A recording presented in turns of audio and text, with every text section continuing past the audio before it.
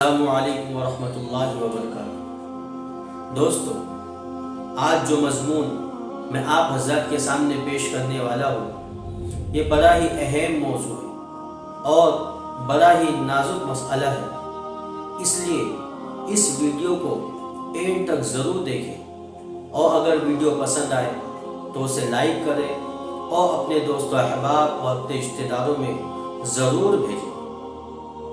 مسئلہ یہ ہے کہ جہنم کے اندر سب سے زیادہ جانے والی وہ عورتیں ہیں۔ جی ہاں دوستو، خود حدیث پاک کے اندر اس بات کو واضح کیا گیا ہے کہ جہنم کے اندر کثرت سے وہ عورتیں جائیں۔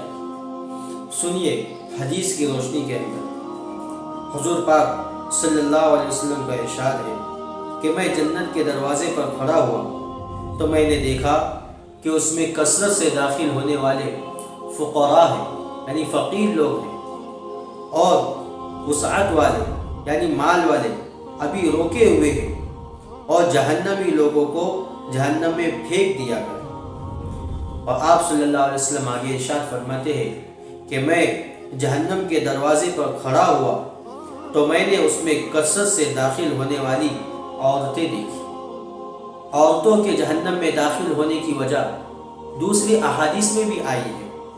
ایک حدیث میں حضرت ابو سعید رضی اللہ تعالیٰ عنہ فرماتے ہیں کہ حضور اقدس صلی اللہ علیہ وسلم عید کے دن عیدگاہ میں تشریف لے گئے۔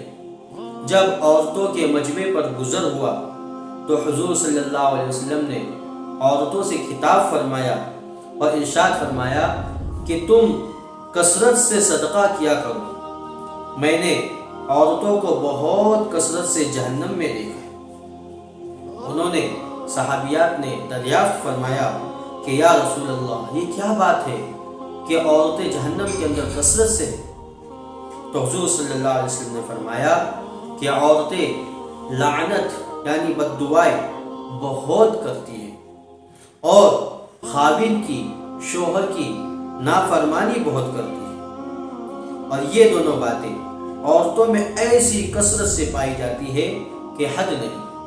جس اولاد پر ہمیشہ دم بھرتی ہے، جس اولاد کی ہر وقت راحت اور آرام کی فکر میں رہتی ہے، ذرا ذرا سی بات پر اسے کوستی ہے، لعنت کرتی ہے، بد دعائیں دیتی ہے، تو مر جا، تو کٹ جا، تیرا ناس ہو، وغیرہ وغیرہ، یہ الفاظ ان کی زبانوں پر ہر دم رہتے ہیں، یہ الفاظ ان کی زبانوں پر ہر دم رہتے ہیں۔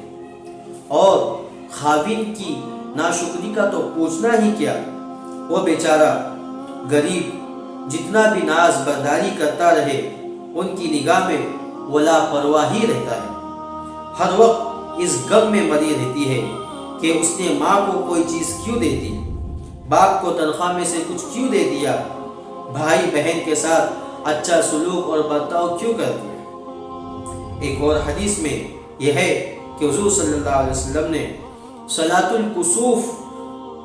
الکسوف میں دوزخ اور جنت کا مشاہدہ فرمایا تو دوزخ میں، جہنم میں کثرت سے عورتوں کو دیکھا۔ صحابہ نے جب اس کی وجہ دریافت کی، پوچھی، تو حضور صلی اللہ علیہ وسلم نے فرمایا کہ وہ احسان فراموشی کرتی ہے، خاوند کی ناشکری کرتی ہے۔ اگر تو تمام عمر ان میں سے کسی پر احسان کرتا رہے، پھر کوئی ذرا سی بات پیش آ جائے تو کہنے لگتی ہے کہ میں نے تجھ سے کبھی کوئی خیر دیکھی ہی نہیں، کبھی کوئی بھلائی دیکھی ہی نہیں۔ حضور صلی اللہ علیہ وسلم کا یہ بھی ارشاد ہے کہ عورتوں کی عام عادت ہے جتنا بھی ان کے ساتھ اچھا برتاؤ کیا جائے، اگر کسی وقت کوئی بات ان کی طبیعت کے خلاف پیش آ جائے تو خاوند کے، شوہر کے عمر بھر کے احسان سب ضائع ہو کر کہتی ہے کہ اس گھر میں مجھے کبھی چین سکون ملا ہی نہیں۔ یہ ان کا خاص تکیہ کلام ہے۔ دوستو، ان روایت سے عورتوں کی کثرت سے جہنم میں داخل ہونے کی وجہ معلوم، اور ساتھ ہی ساتھ یہ بھی معلوم ہوا کہ اب جہنم سے بچنے کا علاج کیا ہے، وہ ہے صدقہ۔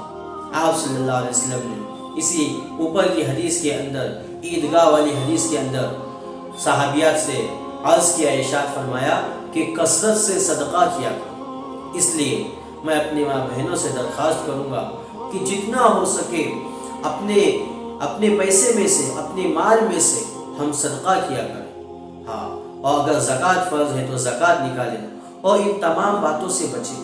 اپنے بچوں کو لعن طعن بد دعائیں نہ دیں، اپنے شوہروں کی نافرمانی اور ناشکری نہ کریں۔ اللہ تعالیٰ نے جیسی بھی زندگی ہمارے لیے مقدر کی ہے، ہم اس کے اوپر قناعت کرتے ہوئے، صبر کرتے ہوئے، اللہ کی مرضی اور منشا کو سمجھتے ہوئے زندگی گزارتے رہے۔